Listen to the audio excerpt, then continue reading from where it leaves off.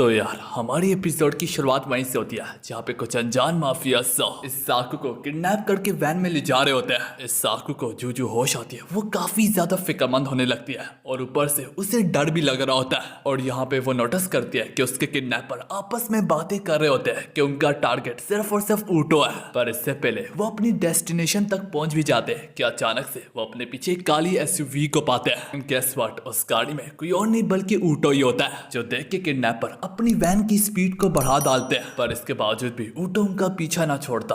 ऊँटो यहाँ पे काफी ज्यादा सीरियस होता है। इसके बाद ऊँटो अपनी पिस्टल निकालते हुए अपने ड्राइवर से बोलता है उनकी गाड़ी के साथ चलो। ये उसके कहने की देर होती है कि उसका ड्राइवर स्पीड को बढ़ाते हुए इन किडनैपर की विंडो वाली साइड पे आता है। किडनैपर का ड्राइवर ऊँटो से कहने लगता है, अरे भाई साहब क्या हुआ, तुम्हें कुछ चाहिए? ऊँटो कहता है, गाड़ी को रोको।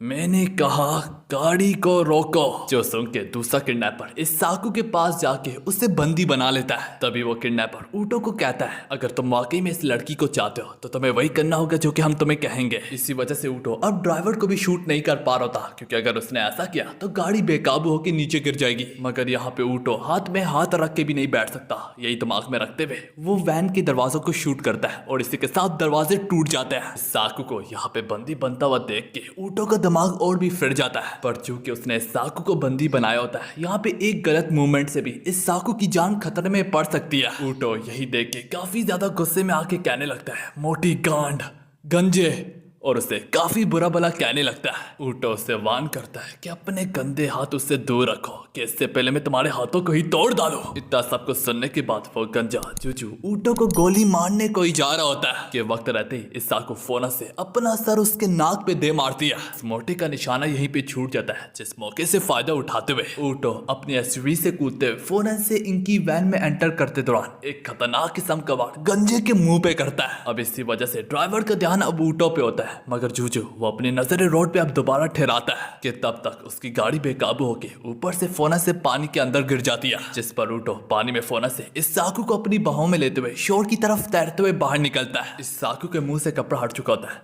वो काफी ज्यादा परेशानी से ऊँटो का हाल पूछती है और उससे कहती है कि तुम इतने बेहुदा तरीके से कैसे अपनी जान पे खेल सकते हो। अलबत्ता पानी में वो दोनों किडनैपर चिल्लाने लगते हैं कि हे हमारी भी मदद करो, हमें तैरना तक नहीं आता। ये देख के ऊँटो कहता है, इस साकू चलो बीच के दूसरे किनारे पे जाते हैं, इन्हें दफा करो। दूसरे सीन में हम इस साकू को बीच के दूसरे किनारे पे देखते हैं। सूरज गरूब हो होता है और वो मंजर काफी ज्यादा खूबसूरत होती है। पीछे से ऊँटो यहाँ पे इस साकू को हक करते हुए कहता है, तुमने वाकई में काफी बहादुरी दिखाई है और मुझे हैरान कर दिया। ऊपर से तुम्हें मेरी ज्यादा चिंता थी, यहाँ तक अपने आप से भी, जबकि ये सारी गलती मेरी थी, मेरी वजह से ही तुम किडनैप हुई हो। साकू को भी यहाँ पे याद आने लगता है कि जब ऊँटो की बात आई थी उसका डर वहीं पे खत्म हो गया था और मैं तैयार थी अपनी जान पे खेलने के लिए, बस ऊँटो की खातिर, ताकि उसके जिस्म पे एक स्क्रैच तक ना आए। इसमें कोई शक नहीं है, मुझे बचाने वाला कोई और नहीं बल्कि ऊँटो था, मगर मैं भी उसके लिए तैयार थी। इस साकू जानती होती है कि ऊँटो से प्यार करना इसका आगे कोई फ्यूचर नहीं है,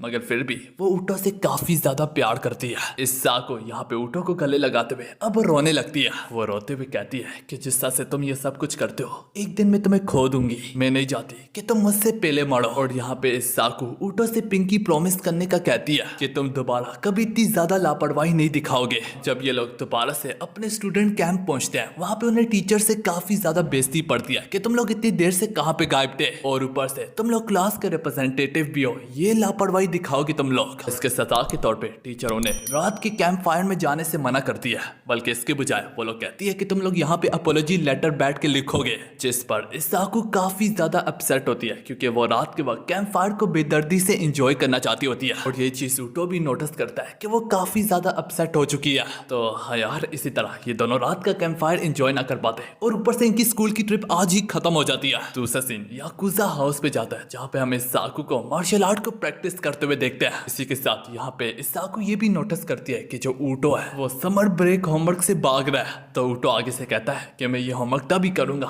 अगर तुम मुझे दोबारा से रिवार्ड दोगी, जिस पर साकू काफी हिचकिचाते हुए मान तो जाती है, लेकिन वो उसे मना करती है कि मेरे साथ कुछ उल्टी सीधी हरकत मत करना। इसके बाद ही वो ऊँटो से पूछती है, अब बताओ मैं तुम्हारे लिए क्या कर सकती हूँ। दूसरे सीन में हम इस साकू को ऊँटो के कहने पे स्विम सूट में देखते हैं। यहाँ पे साकू ऐसा करना तो नहीं चाह रही होती, लेकिन उसके मन में काफी ज्यादा ख्वाहिश होती है कि ऊँटो उसकी स्किन को ज्यादा से ज्यादा देखे। ऊँटो उससे बताता है कि बीच में काफी ज्यादा लोग थे, जिस वजह से मैंने जहाँ तक कि तुम स्विम सूट ना पहनो। इस साकू को उसकी ये बात अच्छी लगती है कि वो मेरे लिए ओवर प्रोटेक्टिव है। इसी दौरान ऊटो याकुजा हाउस में उसे खुले आसमान के नीचे ले जाता है, जहाँ पे उसने छोटी मोटी कैंप फायर की तैयारी कर रखी होती है।